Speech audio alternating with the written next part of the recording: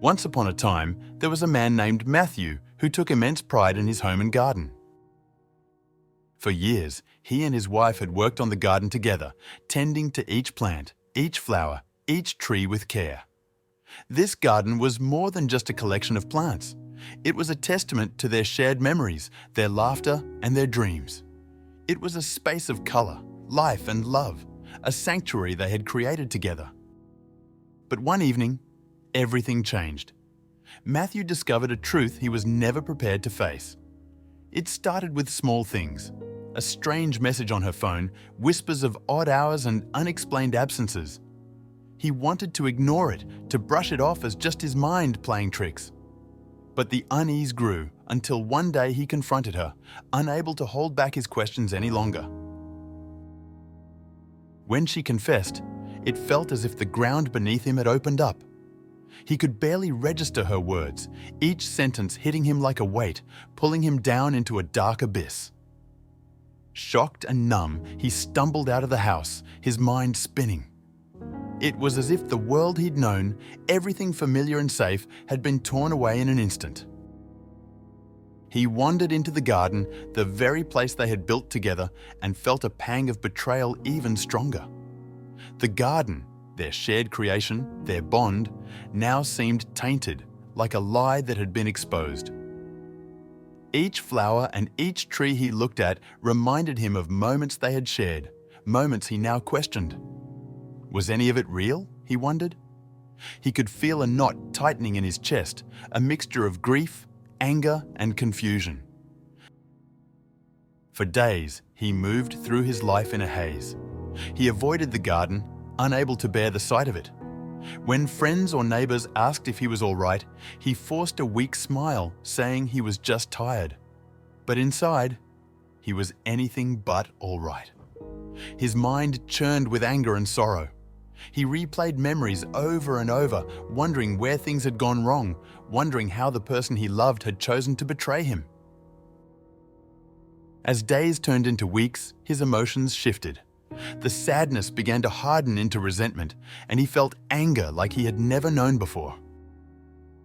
The garden, once a place of beauty, became a symbol of everything he'd lost. He stopped watering the plants, stopped trimming the hedges. Weeds began to creep in, covering the flowers and vines they'd nurtured together.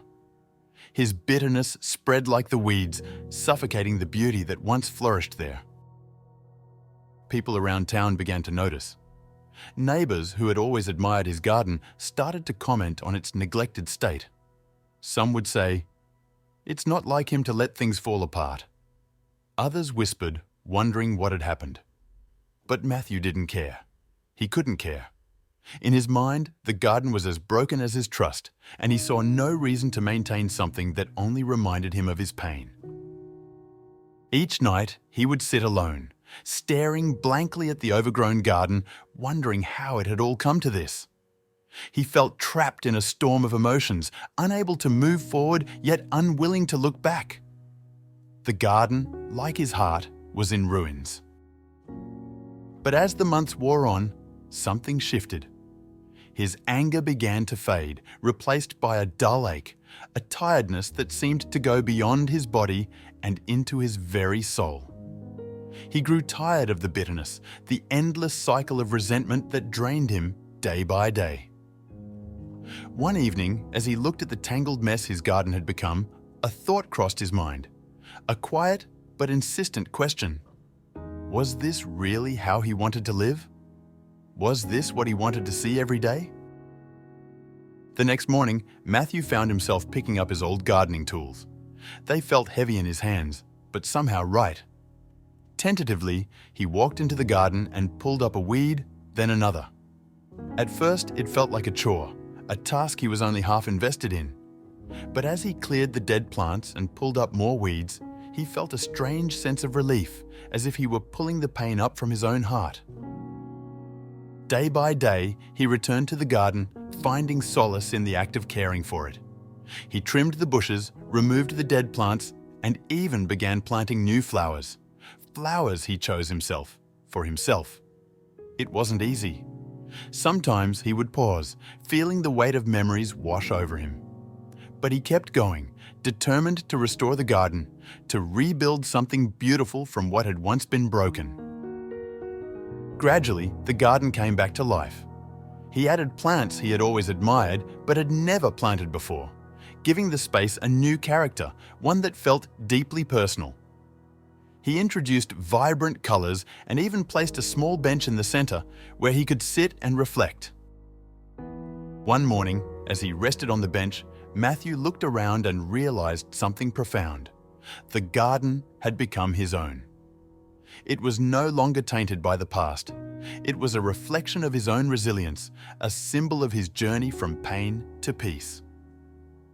Through this work, he had reclaimed a part of himself he thought he had lost. He had discovered that his love for beauty, for growth, and for life was something that came from within him, something that no one could take away. In tending the garden, Matthew had not only revived the flowers and trees, but also healed a part of himself. He knew now that even in moments of betrayal, reconnecting with what we truly love can help us remember who we are. The garden was beautiful once again, but this time it was his creation alone, a testament to his strength, his ability to heal, and his love for life itself.